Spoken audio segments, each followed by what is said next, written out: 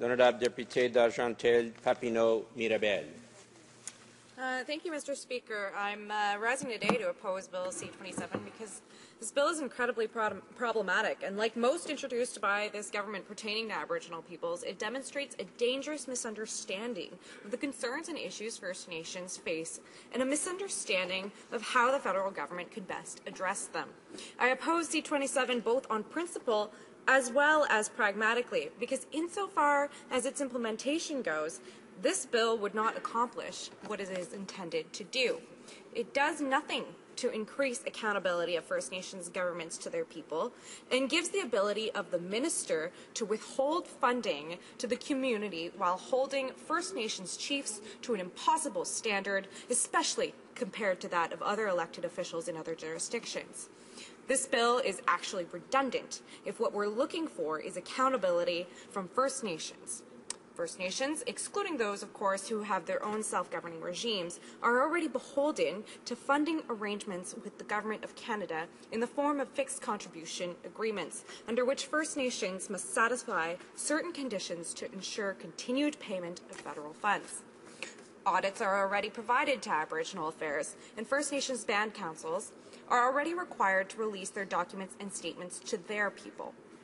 According to the Library of Parliament's legislative summary on this bill, quote, First Nations bands are already subject to certain financial disclosure requirements under the Indian Act and related statutes and regulations. In particular, a band's financial statements are audited annually, and the auditor's report is posted in conspicuous places on the band reserve for examination by members of the band, end quote.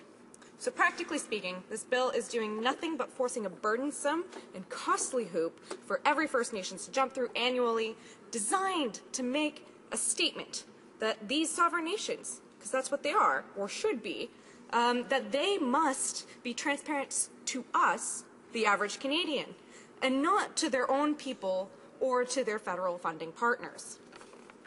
At best, this bill is working to make it appear that Native leaders are so egregiously corrupt that they require extra paternalistic oversight, far more than any of our own levels of government are subjected to. At worst, this bill is a deflection from the real source of First Nations financial unaccountability, which, as was repeatedly proven by the Auditor General, is the federal government itself. I would like to quote Cindy Blackstock, who's the executive director at the First Nations Child and Family Caring Society, who said last year at the Status of Women Committee, when she appeared, quote, not to say that when this happens, people shouldn't be held to account, but it should be no reason to deny children basic access to services. Where there are allegations of mismanagement or of funding, there are provisions within the agreements to stop that and address it. And of course, there are the criminal courts, and they should be used to their fullest extent, end quote. Introducing a bill that takes extreme, near emergency measures to ensure that every financial statement, audit, and report is made available to every Canadian and is subject to the unilateral power of the minister himself is simply trying to perpetuate a myth that band council chiefs are all mismanaging large sums of funding on reserves. And that, Mr. Speaker, is simply untrue. I am proud to be the Member of Parliament for the Kanesatake Mohawk, whose band council Grand Chief Serge Simon is fighting every day to provide the best possible care for his nation, and that in spite of their massive debt and underfunding.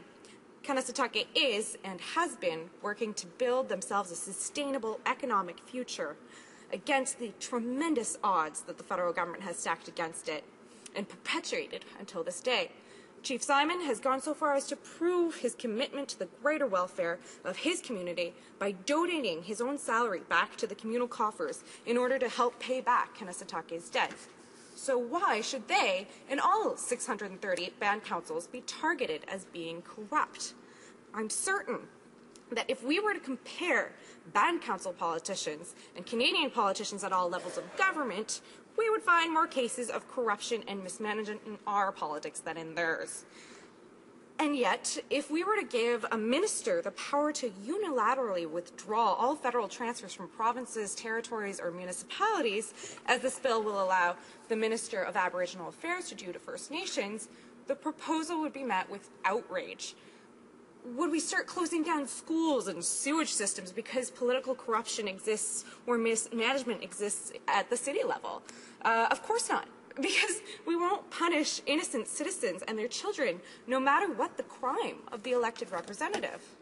Again, to quote Cindy Blackstock, who contacted me specifically with her comments on this bill, quote, "The Auditor General has repeatedly pointed to shortcomings in the accountability of the federal government in its relationships and funding policies respecting First Nations peoples and governments. Instead of addressing the government's internal accountability shortcomings, they are wasting more tax dollars doing something that the Auditor General specifically recommended against, implementing more reporting requirements for First Nations.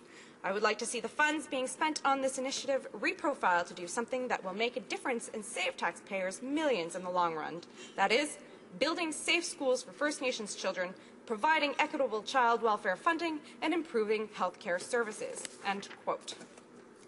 And while this government is proposing impossible standards to our underfunded First Nations, this government withholds from their own parliamentary budget officer its information on spending costs.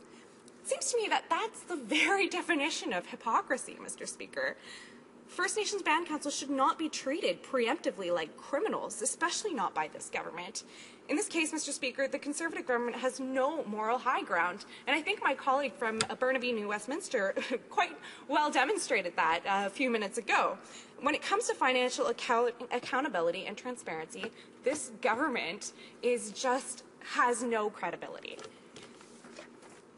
And the larger problem with this bill, Mr. Speaker, and while with every bill, or pretty well every bill about First Nations that this government puts before Parliament, is that it's imposed on First Nations without consultation.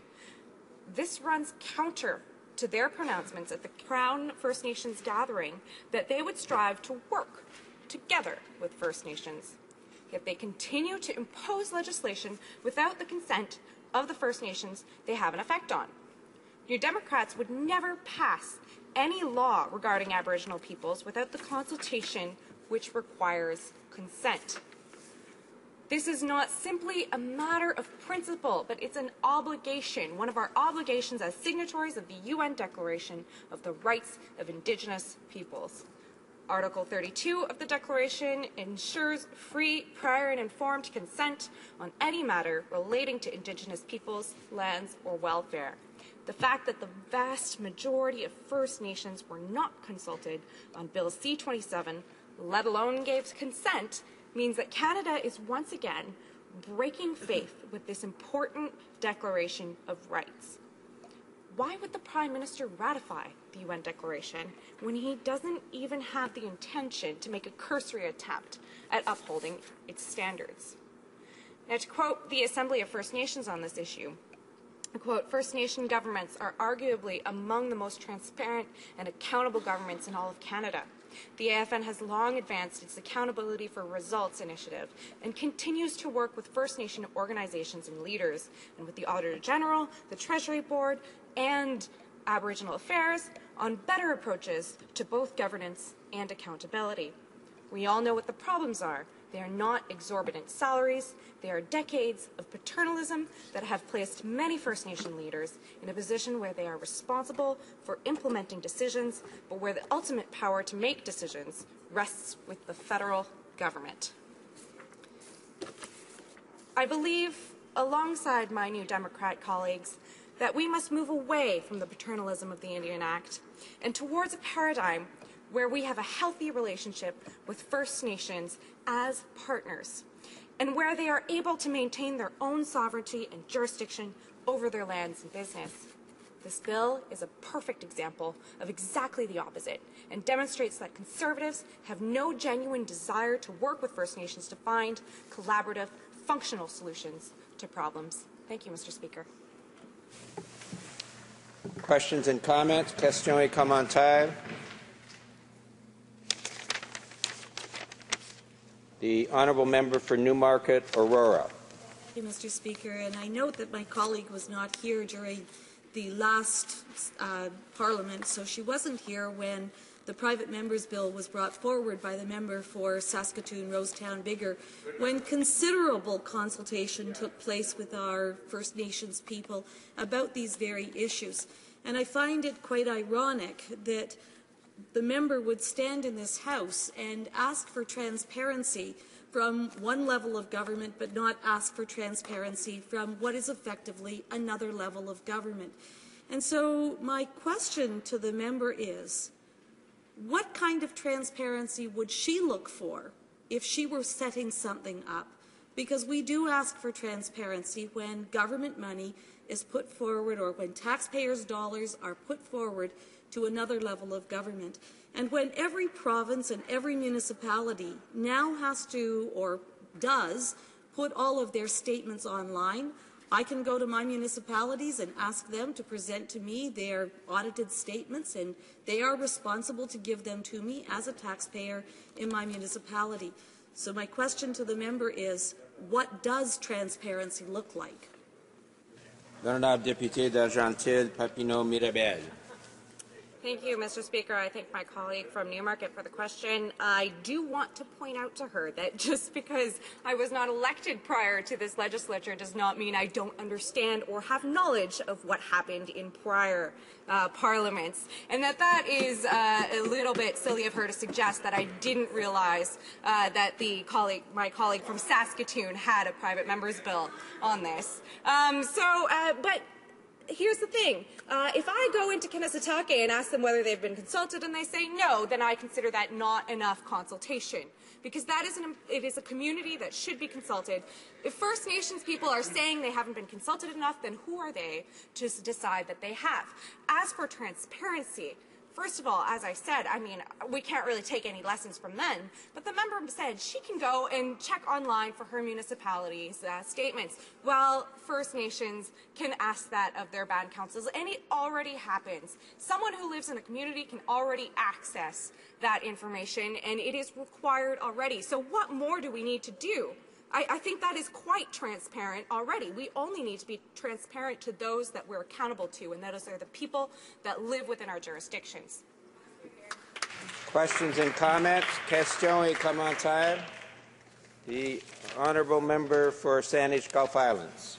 Thank you, Mr. Speaker. And on Bill C-27, I will express, since it's the first chance I've had a chance to speak to it in this House, that I find it disturbing that there is this sense of a demand that First Nations have the additional financial, the time burden, the costs of producing these additional papers. I think the word that was just used by our parliamentary colleague of patronizing and paternalistic applies here. But I wonder if we could turn the mirror on ourselves and ask why it is that at the Board of Internal Economy, all the other parliamentary parties in this place object to members of Parliament's expenses being placed on public record. I wonder if we could do that before we ask the same of First Nations.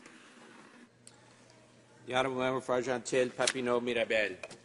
You know what the real problem is, Mr. Speaker, is that the colleagues on the other side, they're thinking, well, we need to make First Nations accountable to all taxpayers. You know why that is? Because the system that we've got set up right now is one that is paternalistic, it's racist, it's essentially, it's our colonial structure towards First Nations. And basically what we've done is made these First Nations communities that are nations, that are their own people, accountable to us through a structure that is the Indian Act. What we need to do is actually sit down at the table and move forward as partners. And that's something that they're not ever going to do as long as they continue to see these communities as accountable to them, as not partners. Thank you, Mr. Speaker.